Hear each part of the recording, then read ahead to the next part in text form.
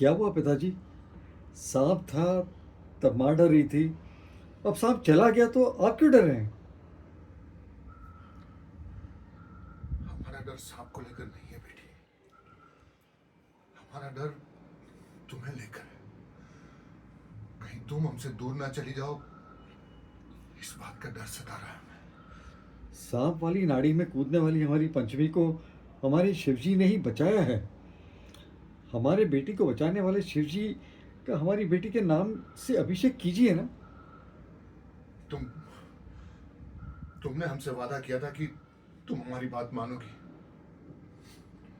हम जिस शिव जी की पूजा करते हैं, उनसे जो हम मांगेंगे वो वो तुम भी मांगोगी। यही वादा करो हमसे, वादा करो। आप मेरी बेटी से वादा क्यों करवा रहे हैं? अब अपनी बात अपनी बात मानने के लिए और वादे पर अटल रहने के लिए। मैं अपने वादे से कभी नहीं मुकरूंगी पिताजी। अगर मांगेंगे तो सिर्फ वादा ही नहीं, मैं अपनी जान भी दे सकती हूँ पिताजी। बोलिए ना पिताजी, आप चाहते क्या हैं?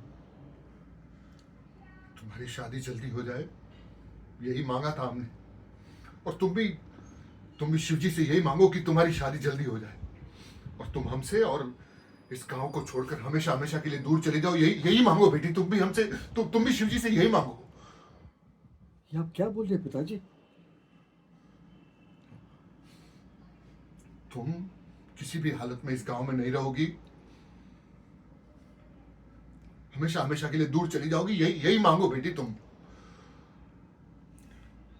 ये आप कैसी बात कर रहे हैं जी? जो कुछ भी होता है उसका कुछ ना कुछ कारण होता है।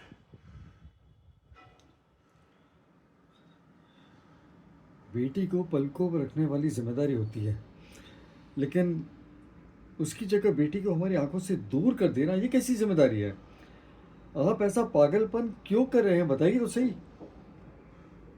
हम हम पागल नहीं हुए हैं, ये हमारी जिम्मेदारी है। हम पागल नहीं हुए हैं। क्या है आपका कारण? जवाब क्यों नहीं दे रहे हैं, बताइए।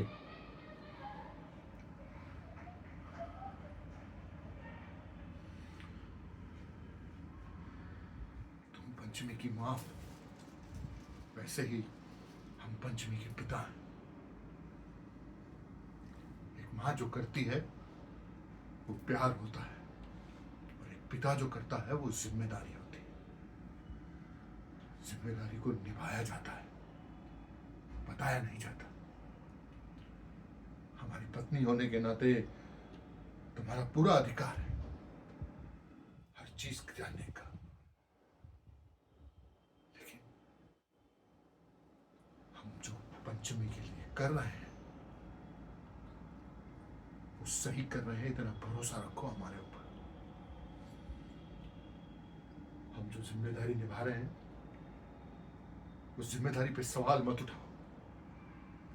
हम जो कर रहे हैं वही हमारी इच्छा है, और जो हम मानते हैं वो अगर तुम भी मानोगी तो हम दोनों की इच्छा पूरी हो जाएगी। इसलिए